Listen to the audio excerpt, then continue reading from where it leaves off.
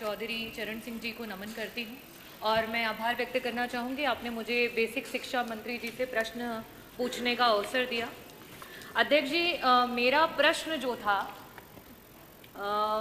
शिक्षा विभाग के पिछले किए हुए कृत्यों से जुड़ा हुआ था, क्योंकि अभी कुछ दिन पहले ये देखा गया कि विभाग के द्वारा कई सारे प्राइमरी स्कूलों को बंद किया गया मर्जर के नाम पर, और जब उसका कारण पूछा गया तो ये बताया गया कि उन स्कूलों में जो है बच्चों की संख्या कम है। तो मेरा प्रश्न जो था मंत्री जी से ये था कि सरकार ने विगत 9 वर्षों में बच्चों की संख्या बढ़ाने के लिए क्या कोई योजना बनाई थी, और अगर कोई कार्य किया था जिससे कि प्राइमरी स्कूलों में बच्चे बढ़ सके तो उस योजना की वजह से क्या लाभ हुआ और कितने बच्चे बढ़े। अध्यक्ष जी, उत्तर जो है वो बड़ा ही निराशापूर्ण है और उत्तर ये रहा कि कोई बच्चे नहीं बढ़े हैं।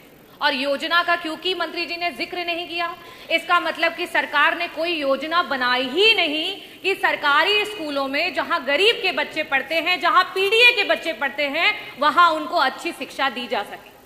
किसी भी स्कूल में अगर आप बच्चों को की संख्या को बढ़ाना चाहते हो तो वहां सर्वप्रथम सबसे जरूरी है वहां के पर्याप्त शिक्षक, वहां पे शिक्षकों की संख्या जो है वो पर्याप्त होनी चाहिए। दूसरी जो सबसे जरूरी चीज है वो है शिक्षक, और साथ ही साथ जो बच्चे वहां पढ़ रहे हैं उनकी शारीरिक और मानसिक दुरुस्ती। और लास्ट में जो मंत्री जी कायाकल्प की बात कर रहे थे, खैर वो तो काया और कल्प सभी धरातल पर देख सकते हैं, जो कि है बेसिक इंफ्रास्ट्रक्चर। खैर एक बात को, बेसिक इंफ्रास्ट्रक्चर को कॉम्प्रोमाइज भी कर सकते हैं, लेकिन जिन स्कूलों में टीचर्स ही नहीं है, जिन स्कूलों के टीचर्स प्रताड़ित हो रहे हैं, वहां पे हम कैसे चाहेंगे और कैसे पा पाएंगे कि हमारे बच्चे बढ़ रहे हैं। मेरा पहला प्रश्न जो है मंत्री जी से यह है कि आज 9508 ऐसे स्कूल हैं जो सिर्फ और सिर्फ एक टीचर की वजह से चल रहे हैं, और कई सारे ऐसे स्कूल हैं जहां सिर्फ और सिर्फ शिक्षा मित्र हैं। ऐसी स्थिति में क्या सरकार शिक्षक भर्ती को और देरी ना करते हुए, क्योंकि 2 लाख से भी ज्यादा टीचर्स की आज सरकार की कमी है, उसको पूरा करने के लिए जल्द से जल्द शिक्षक भर्ती लाएगी, और लाएगी तो कब?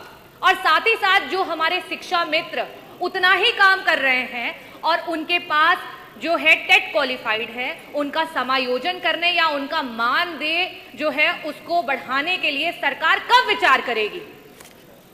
मेरा दूसरा प्रश्न मंत्री जी से यह है, क्योंकि मैंने मानसिक और शारीरिक दोनों की दुरुस्तता की बात की, जो टीचर्स आज आपके बीएलओ बने पड़े हैं, जो टीचर आपके सर्वे कर रहे हैं, जो टीचर गणना कर रहे हैं, जो टीचर आपके मिड डे मील करवा रहे हैं, जो टीचर आपके अगर समूह का विवाह हो रहा है तो उसमें दुल्हन को ब्यूटी पार्लर लेकर के जा रहे हैं, और अलीगढ़ में तो हद मचा दी, एक टीचर को आपने कुत्ता गिनवाने के लिए लगा दिया। ये आपकी सरकार है। ये हम कहते हैं कि हमारा जो गुरु होता है, गुरु ब्रह्मा गुरु विष्णु, और आपने गुरु को कहां ला करके पटक दिया। ये आपकी सरकार है। मैं ये पूछना चाहती हूं, क्या ऐसी मानसिक उत्पीड़ना के साथ आप ये कर पाएंगे कि हमारे प्राइमरी स्कूल के जो हैं बच्चे बढ़ पाए? मेरा प्रश्न आपसे ये है कि अंतर जनपदीय आज 10-10 साल से टीचर्स बैठे हुए हैं, उनके ट्रांसफर्स नहीं हो पा रहे हैं।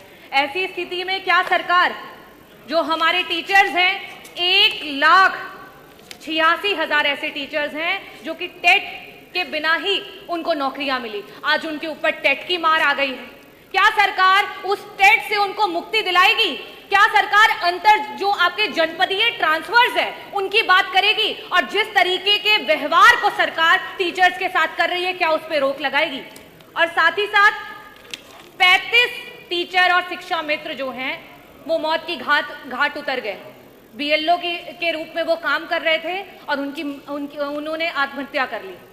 इन लोगों के लिए क्या सरकार उनके परिवारों में एक सरकारी नौकरी और साथ ही साथ मुआवजा देने का काम करेगी? मैं बस इन 3 प्रश्नों के स्पष्ट उत्तर चाहूंगी कि सरकार अवश्य दे। बहुत बहुत धन्यवाद अध्यक्ष महोदय।